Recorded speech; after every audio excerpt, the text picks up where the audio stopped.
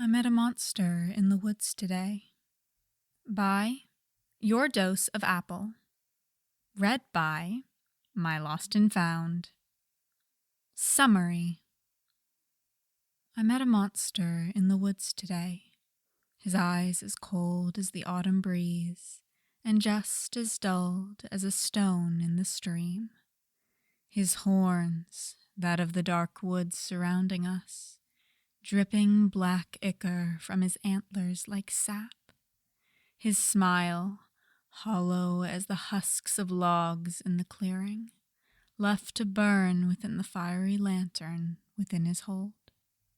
And yet, all I saw was a child looking back at me. This fic is about 11,200 words and 2 chapters. It is rated general audiences, and creator chose not to use archive warnings. As always, link to the fic is in the description.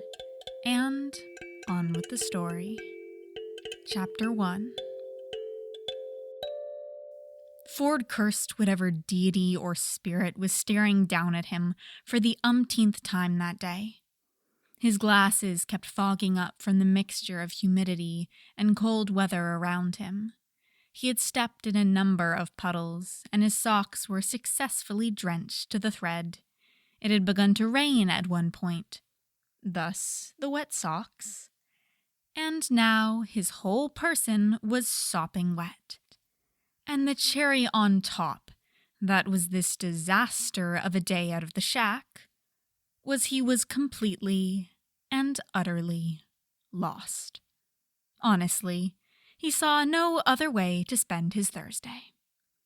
His foot caught on a root loose from the soil, and he swung his arms wildly in an attempt to gain his center of balance, and yet gravity had a larger hold on him than he thought. And, as if by fate, it seemed that right before the root was that of a slope that led down further and further into a forest. One could even argue that it was going downhill, just like his luck. With the grace of a newborn foal, Ford went stumbling down the incline and into the awaiting forest below. He came to a sliding halt near the bottom, thanking whatever deity and/or spirit that was listening to his pleas that he hadn't literally eaten the dirt. Huffing and accepting that this was simply bound to be a purely cursed day, Ford got up to his elbows. Unfortunately, before he could fully get to his feet, it appeared his brain had other priorities in mind, that being to find who was the apparent owner of the black pair of leather boots posed before his gaze. Slowly, Ford's gaze lingered upwards, finding a pair of dirty gray trousers. Above that was an old World War II nurse cape that appeared worse for wear, what with the dark branches and orange leaves hugging the fabric. And as Ford's eyes raised, he found himself locked with a set of inhuman orbs staring right back. A swirling pool of colors that stared right into his soul, with black stains on his cheeks like dried tears. Oddly enough, there was a red-tipped hat on his head that reminded him of the gnomes he'd met, but that wasn't what grabbed his attention and interest. It was the long, twisted branches that came from his head like antlers, similar black ichor leaking from the cracks in the bark. Apparently, seeing Ford's utter bafflement, the monster, which Ford had realized couldn't have been older than a 14-year-old boy, tilted his head to the side, the leaves that were sticking out of the branches rustling gently. Before Ford was ready, a young voice greeted him. "Hello, sir." Ford, finally realizing that he was still on the ground, scrambled to his feet. Once up, he was surprised to find that the young boy barely even reached his chin. Ford nervously dusted his pants off as he struggled to find his words. Greetings. It appeared that his poor attempt at a hello made the young boy give a tilted smile, perhaps finding some amusement in the way Ford greeted him, though the tilt to his lips seemed to lack proper expression, like it was just a mimic of true emotion. And yet the smile stayed, as if to give the boy some semblance of normality. Finally, after what felt like a decade of wind rustling the leaves, both the boys and the forests, the young monster moved. Moved may have been too kind a word to describe it, because there was no crunch of leaves or snapping of twigs as the boy turned to stalk away. Instead, the boy seemed to hover, although he still moved his legs like he was walking. Ford mentally wondered if it was an attempt to appear human, similar to his smile. And yet these thoughts were driven away when Ford watched the boy look back at him, one arm now free from beneath his cloak, and holding what appeared to be a rusted lantern with a bright flame inside. "Sir?" the boy asked in that eerily young voice of his. Barely snapping out of his thoughts, Ford managed to gather his wits just in time to trot up to keep pace with the young monster. He didn't bother to hide his interest in the young boy as he actively stared at the seeping horns and shining lights for eyes. And yet, he couldn't help from pondering on the topic of concern in his mind. "Where are you taking me?" Ford asked slowly, still unsure of his thoughts on the boy. Humming, the boy did not answer at first, his focus instead on the path he was apparently leading Ford on. For a moment, Ford swore that he watched the boy's gaze flicker down to the lantern in his grasp, but it disappeared soon after as he immediately looked back at the path. After what seemed to be another awkwardly long time of silence, Ford assumed the boy would not answer, but was proven otherwise as soon as the thought crossed his mind. "You are lost," the boy stated matter-of-factly, and Ford contemplated the answer, as it wasn't exactly the answer he was searching for. It wasn't even a question. It was a statement, a fact. Before Ford could ask why that was important, the monster simply followed it up with, "I will lead you home." Now, had it been anyone else, they would most likely have read deeper into the words and thought that home was in fact a metaphor for their impending death.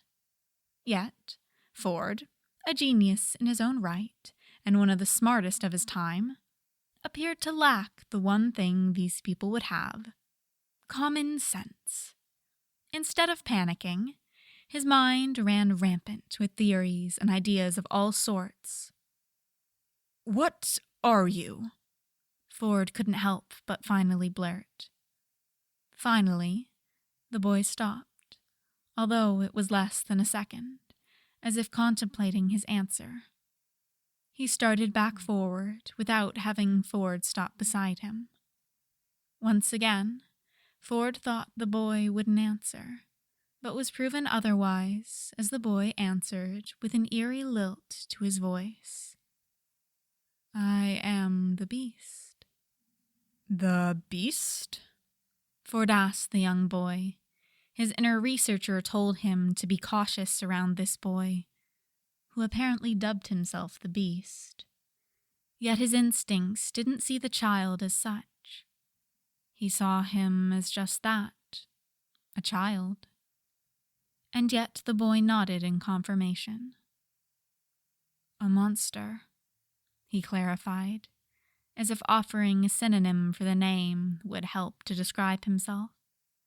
He did not stop, as he instead went on to say, "I am the monster of these woods, and thus have been dubbed the Beast. "You don't look like a monster," Ford said without thinking, still staring at the child. He watched as the boy slowed, face skewing for a moment, as if taking Ford's opinion into account. When the Beast made no move to respond, Ford moved to continue, perhaps to inquire the horns and eyes, but was stopped when seeing the trees change. The trees' eerie black, crooked branches cleared into a more light and straightened shape. The orange and red leaves had turned green with life, and grass began to spread underfoot.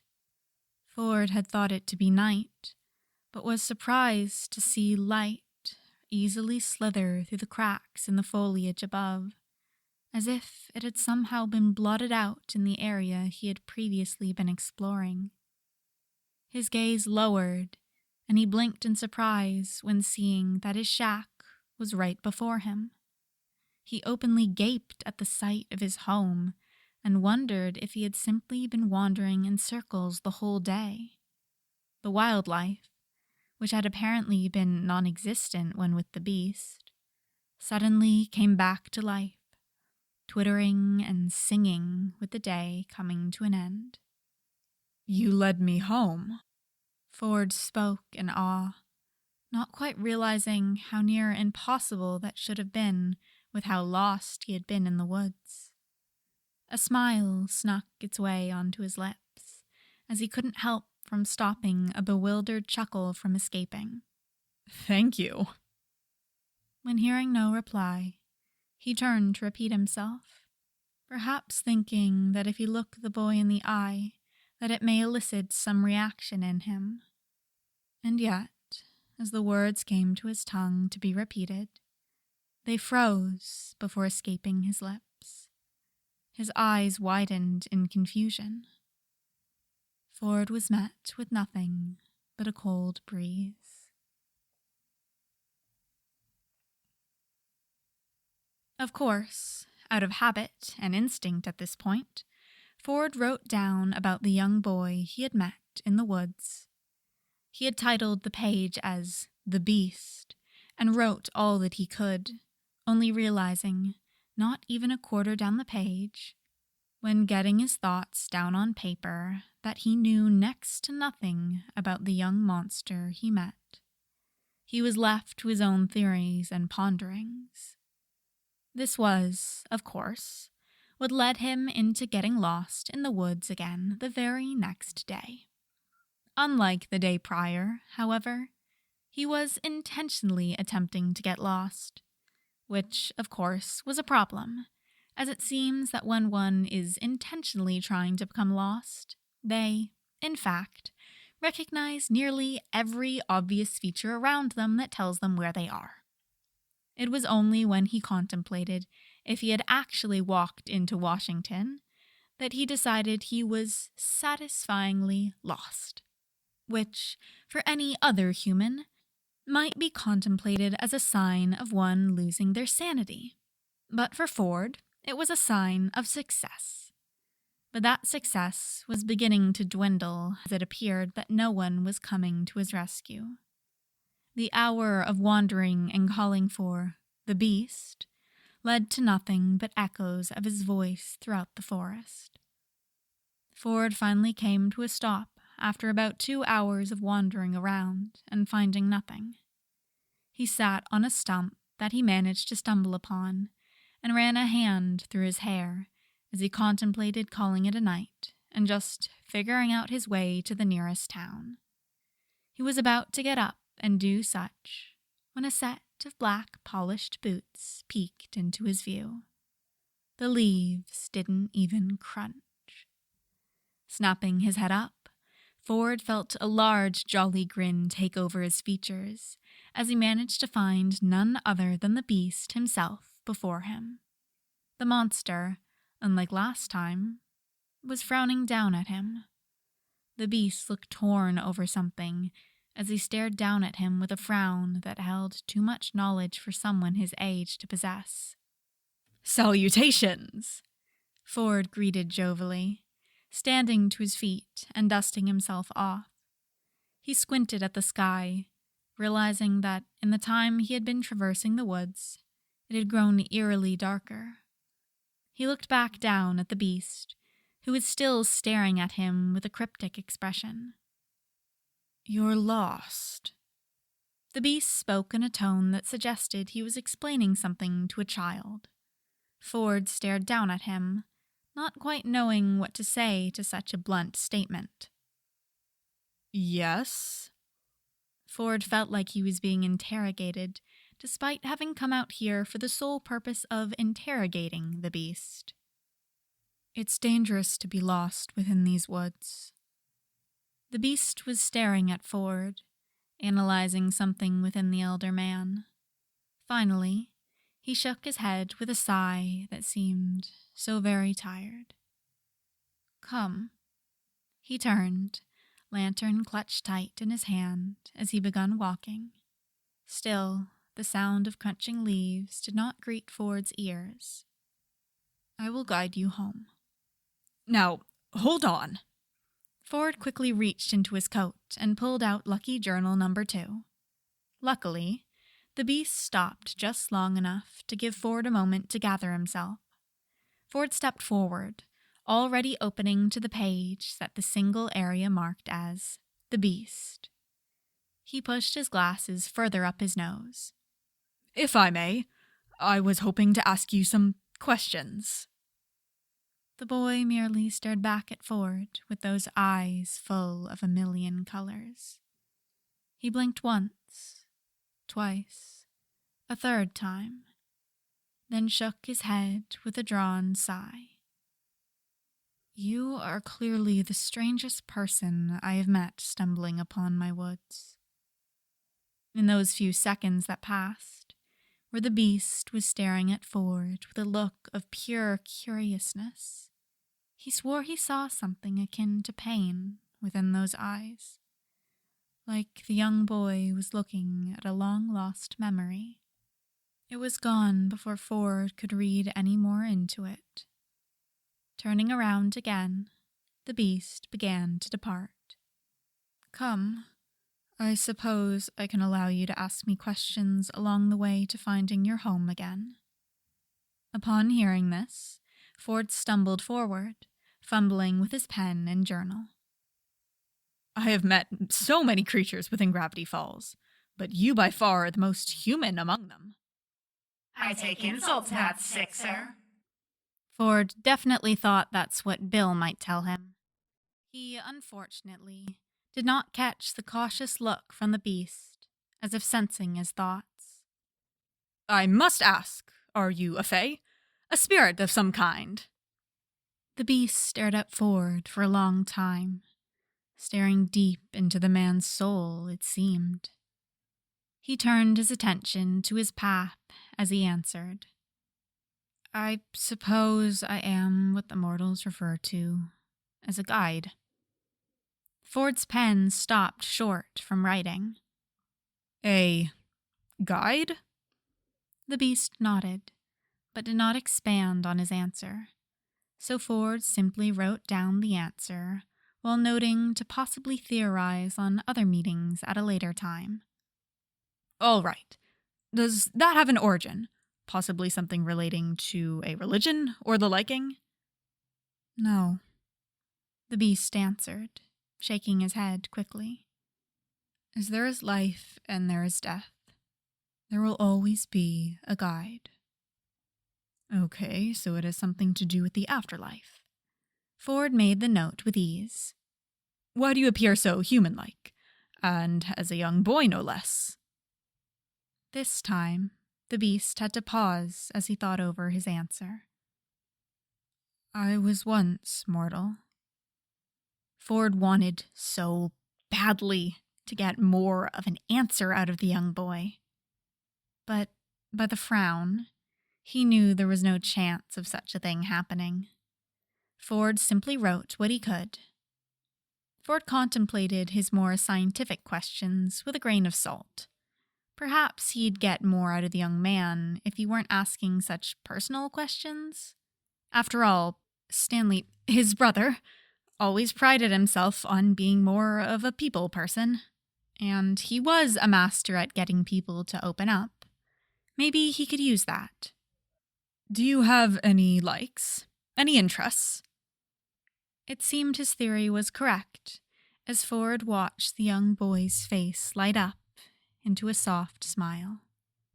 Yes, I used to play the clarinet and read poetry. He looked up at the sky at the thought, absently slowing his pace, a knowing smile on his face. In visions of the darkest night, I have dreamed of joy departed, but a walking dream of life and light hath left me broken-hearted. Edgar Allan Poe, Ford responded, a smile of his own on his face, clearly amused. The beast looked back at him and smiled a bit more openly now. The face that once housed a terrifying monster, now replaced by that of a child. Ford was once again reminded of how childlike this so-called monster is. He held back a chuckle as he decided to say, I guess the next time I come for a visit, I'll have to bring one of my books of poems. Apparently, that was the wrong answer. Instantly, a frown marred the child's face. You mustn't become lost so often. Those lost can sometimes never find their way home. You're lucky that I found you twice now, but you would be wise not to test your luck a third time. Ford blinked in surprise at the statement, clearly not having expected the serious warning. He said nothing as he instead fidgeted, feeling the conversation almost immediately die off. But then again, he wasn't quiet for long, as he immediately followed up this statement with, If you are a guide meant to take those lost home, then why are you scared of being incapable of such a task? Sometimes people cannot be guided home by the likes of even myself. The beast answered back cryptically.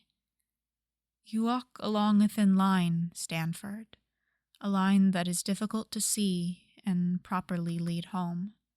The powers you deal with have laid their claim, and it is difficult to see your path. I suggest you be cautious over your future path you decide to take. Ford never gave him his name. Blinking back his surprise, Ford tried to solve the strange statement until his thoughts were interrupted by the beast again. We're here. Lo and behold, they were.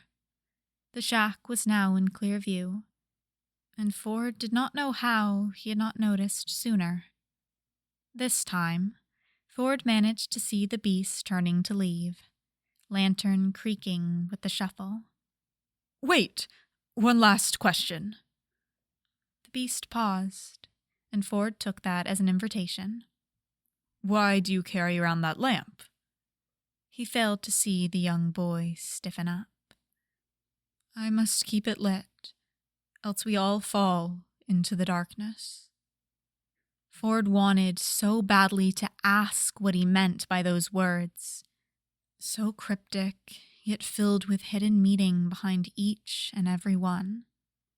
He opened his mouth, ready to ask for clarification. He breathed. He blinked.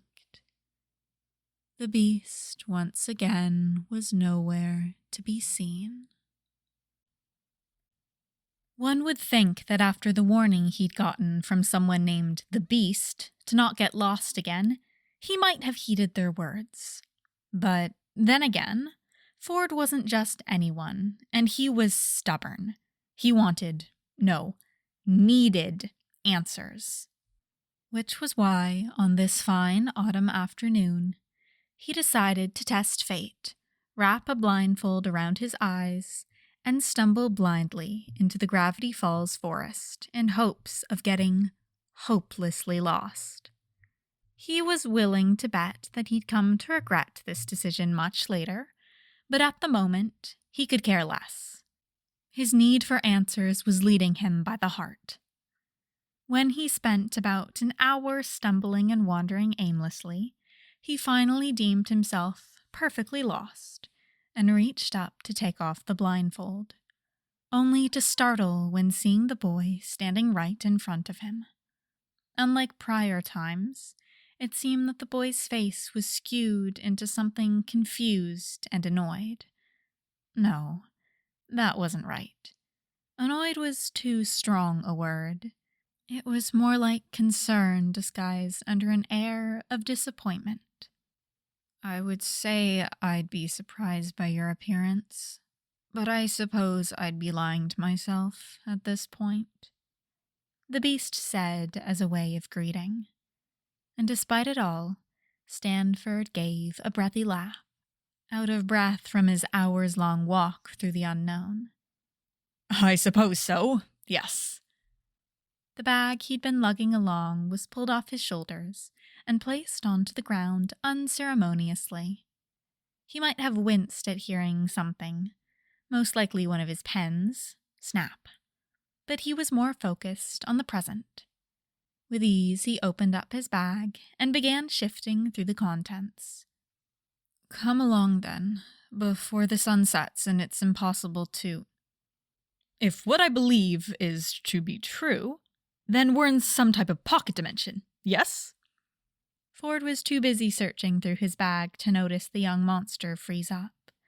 His back was to him, but the young boy did cast his eyes over his shoulder, eyes glowing dangerously. Ford leaned back, taking out a small book from the bag at long last. Ford raised his eyes to the beast, noting how the young boy seemed to be drawn taut, like a wolf cautiously watching its next meal. Ford might have felt nervous, had it not been for his weeks of studying the paranormal and what other wonders it had to offer. Am I correct? The beast did not answer at first, instead watching Ford with cursory eyes. The eyes dripping millions of colors with a constant glow to them that definitely made him appear inhuman. Seeing the being at this angle reminded Ford of some of the folk tales he'd heard from around the country.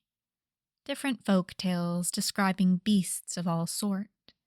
Wendigos, skinwalkers, demons, all the liking. But the beast was different. Unlike those monsters who strived off pure instinct, the beast's eyes always held a level of knowledge to them, like the young boy before him was so much older than how he appeared to be. Ford had long since accepted that creatures could come in all shapes and sizes, and he had also accepted that the beast was no doubt much older than how he held himself. What is that? The beast asked instead, apparently not eager to answer Ford's first question yet. Instead, his eyes on the solid black book clutched in Ford's hands. The man unconsciously loosened his grip, not even realizing he was holding it so tight in the first place. Despite what lingering fear had been churning in the pit of his stomach, Ford forced a genuine smile. He lifted the book partially to give the beast a better view of it. I did say I was going to bring a book of poems the next time I visited, did I not? The beast said no words, but that cautious look to his eyes had since faded. Instead, he slowly turned. Slowly, and with great deliberation, he lifted one hand out from beneath his cloak. Ford might have startled at the black clawed appendage that was so unlike its fleshy counterpart, had it not been for his curiosity overruling his possible fear. Ford stared at the arm that was much too long to be considered proportional. Dark vines of bark wound round his arm, trailing further up his arm till it disappeared beneath his cloak. Black ichor dripped at some of the cracks within the wood, dripping down the length of the arm like a gouging wound. Fickle, dry leaves, brown with death sprouting here and there. If Ford had any suspicions that this boy may be some subspecies of Spriggan, then it was immediately ruled out. Spriggans thrived and bloomed. This boy, this so-called monster, was composed of nothing but death. "May I?" The beast interrupted Ford's thoughts, making the researcher's focus snap back into place. His eyes lingered up towards the boy's face, finding those pits of endless glowing pale colors swirling.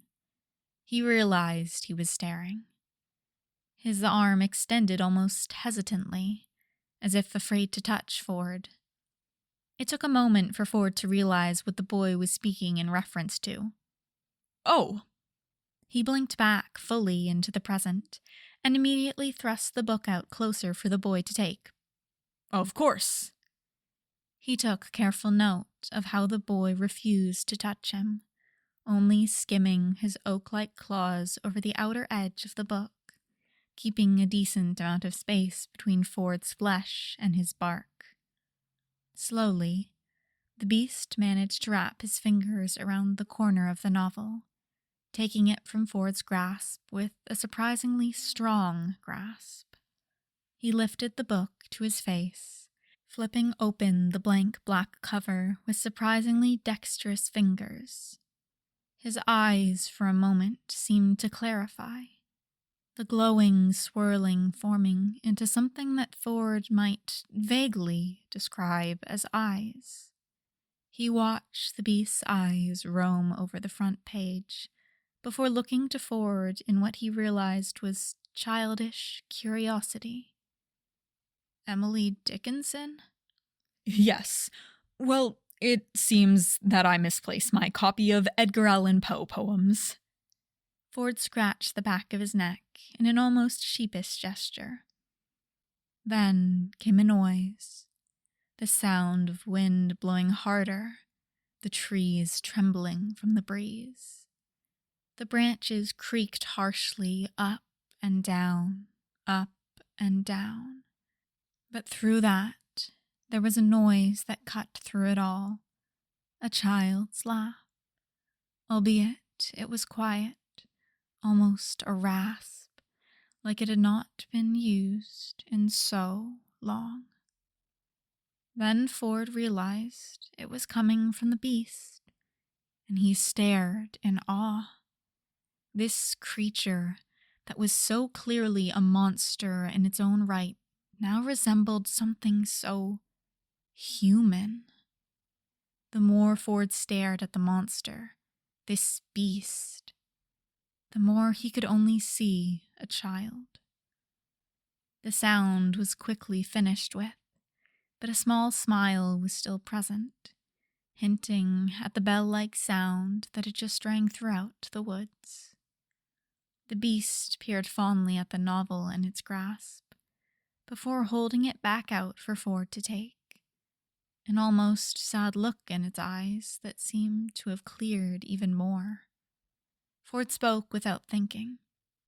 "Keep it." To say that startled the beast was the understatement of the century. The beast blinked a few times, its smile slipping off its face rather quickly into a confused frown. Its fingers seemed to instinctively tighten around both the book and the lantern. For a moment, it even seemed like its lantern flickered. "I insist." "No, I insist," Ford proceeded, watching as the beast continued to stare imploringly at him. Ford merely smiled, looking around the forest with all the skill that a friend had when pretending to mind their own business. "It must get awfully lonely out here." The way he talked seemed like he was merely commentating on the weather. I know that I'd be horribly bored without something to pass the time, and I know that I've already memorized just about every poem in that book. So I suppose there's no use in keeping it around somewhere where it will only collect dust. I think it'd get much better use when in someone's capable hands." The beast still looked torn, gazing down at the book. The tension had left his body, but there was still a clear hesitance.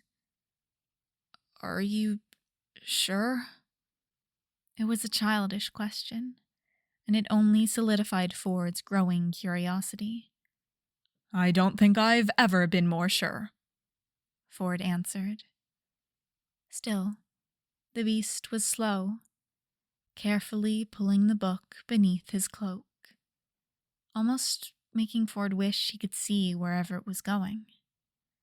But he kept his mouth shut when he heard the monster mutter something.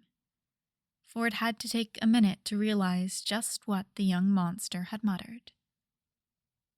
"Thank you." After that day, the beast hadn't warned him of getting lost again, so Ford took that as an invitation. Every so often, he'd wander around till he was satisfyingly lost and met with the beast. It was about the fourth of these wanderings that he decided that he'd take a chessboard with him.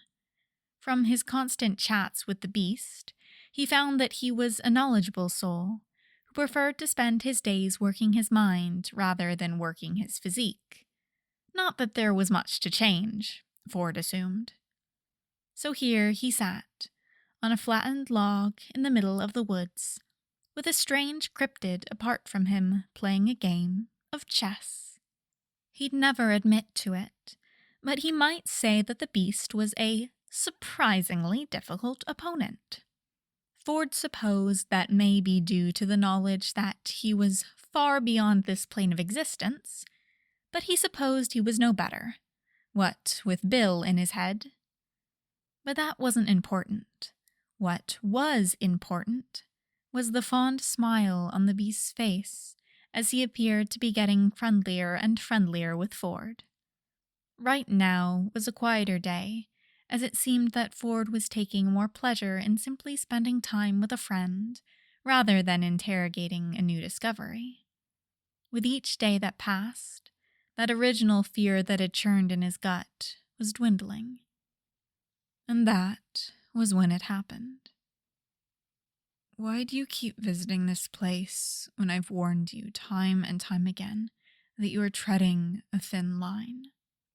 Ford looked up, his fingers hovering over a pawn. He noticed that the beast was not looking at him, staring at the board with calculative eyes. Ford absently pondered if the monster even meant to ask that question in the first place.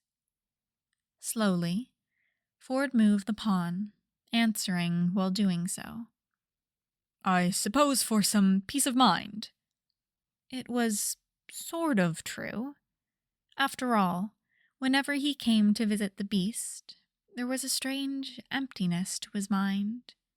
It wasn't an unwelcome feeling, as he recognized it as Bill more or less leaving for a bit. As much as he appreciated the Dream Demon's aid in discovering the paranormal, it could be suffocating at times. But for some reason, every time he met with the beast, it was like Bill all but vanished from his senses. Humming, the beast slid a knight into place. He leaned back, continuing to stare down at the pieces. "Peace of mind." He repeated the words, as if testing them upon his tongue. He paused for a moment, watched as Ford reached out for a pawn again. "You mean escape from Bill's cipher, correct?" Ford almost choked. He jolted without really meaning to. His eyes flickered up again, finding that the monster was only staring down at the board with sharp eyes. Slowly, as if afraid that his hand might snap or break under the wrong move, Ford slid a pawn to the side, hearing the piece scrape against the board. That is one way of phrasing it. Yes. The beast was quiet, only giving his attention to the board with a carefully empty gaze. I'm surprised that you know his name. It is a name I am familiar with in this realm, although he is incapable of traversing here. Is that why there is an emptiness in my head? Finally, the beast's eyes flickered up to Ford's, and Ford almost shivered at the sharpness staring back at him. You would do well to be cautious with him, and I suggest that you do not mention my name within his presence, should you continue meeting with him. Is he scared of you? Ford finally asked. The way the beast's mouth curled made Ford think it was a smile, but he swore that there was something smug about the expression. The corners of his mouth grow just a little too wide, despite it being thin. Let's just say that my domain is the one place where he will never come to by choice. His eyes flickered back down to the board, and his smile turned into something gentler. Unlike you, of course. The rest of their meeting was spent in relative silence. Ford continued to be polite, but he couldn't get the words out of his head. The warning the beast gave him. He hadn't mentioned the beast to Bill, but now he was curious on what would happen. But something told him that would be a very bad idea. So instead, they spent their time in silence, playing the rest of the game. The beast won with ease, and it was only at the end of their game Ford realized that he'd only been moving the pawns for some reason. He was normally better than that. Come now. The beast spoke gently, coming to his full height, with his back creaking like a lumbering oak. He peered towards Ford with calm eyes, lantern clutched tight in his hands, just as always. Ford followed in silence, not having any questions to say today. For some reason, the beast didn't like that. Wirt. The sudden statement took Ford by surprise, his eyes blinking in confusion. He peered at the young monster that was staring forward with a steady gaze. There was the faintest smile on his face that Ford recognized as fondness, like he was thinking back on a happy memory long since past. Ford held that smile when thinking about the past with his twin sometimes. Pardon? Wirt, the boy reiterated, staring forward with a calm gaze. It was my mortal name. Oh. Ford turned, his momentary fear put aside by something more curious. The beast, Wirt, was already gone. Later, when Ford scoured all sources he could find that mentioned the name Wirt, he would come across an old article written at least 10 years before about a pair of young boys. One apparently stuck in a coma, and another that went missing. He would stare at that article for hours that night, rapidly scratching out the title of The Beast from his journal, only to replace it with Wirt McLaughlin in invisible ink. And even later, he would tape a picture of the young missing boy into the journal, right beside the crudely drawn image of the boy turned monster.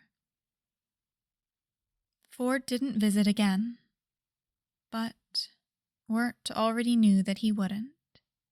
At least, he wouldn't visit again for a long time. Mabel!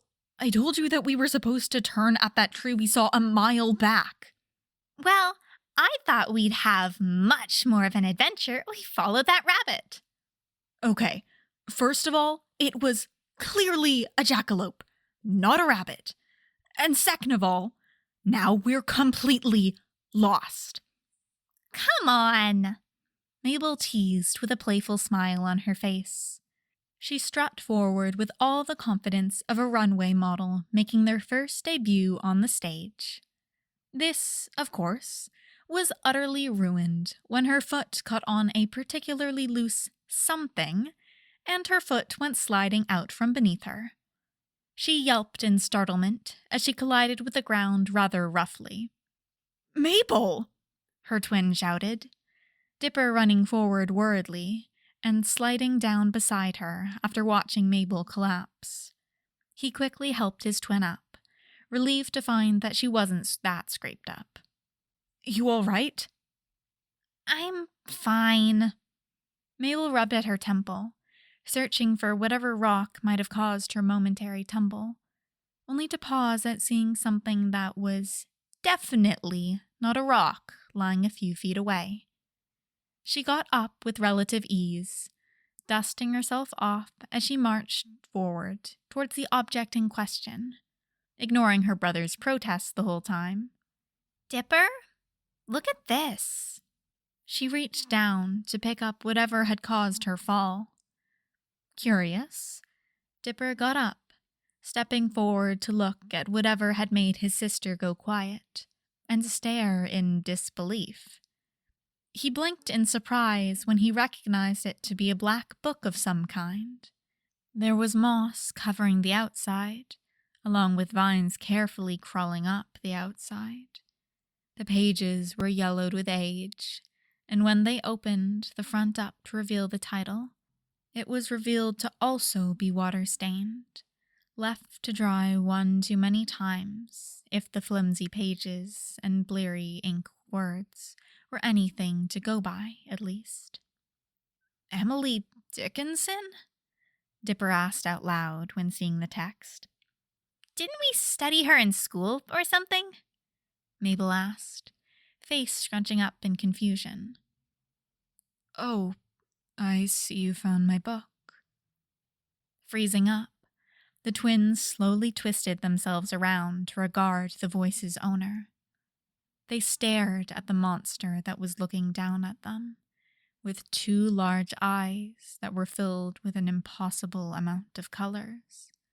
A gentle, kind smile split across his lips, his face glowing due to the faint lantern's light clutched tight in his hand. I see that you're lost.